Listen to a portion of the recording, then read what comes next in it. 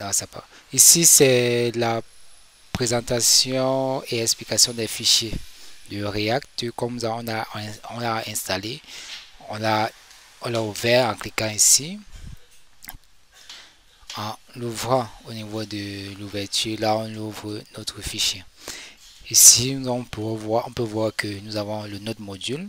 Ici, le node module, c'est là que repose et rassemble tous les différents fichiers concernant notre application, sont les fichiers proprement dit, sont les librairies que repose notre application React et les librairies que nous avons installées.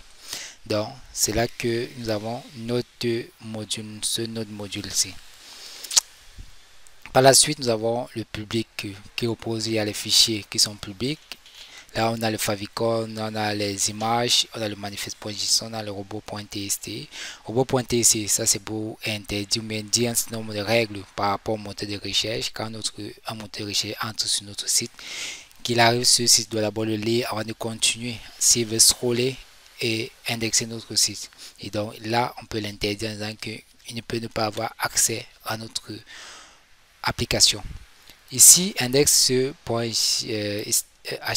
c'est notre fichier de base et c'est le seul fichier HTML que nous aurons au niveau de notre application. Ici, ça oppose, on a un titre de notre application, on a le body avec une div et un ID de notre application pour dire que notre application est identifiée avec un route et c'est avec ce identifiant qu'on va pouvoir agencer et ajouter des composants et des éléments au niveau de cette div-ci. Par la suite, après ce public, nous avons le fichier package.json que nous avons expliqué, le fichier src déjà, que ici il y a le app.css qui définit les styles qui seraient utilisés dans app.js,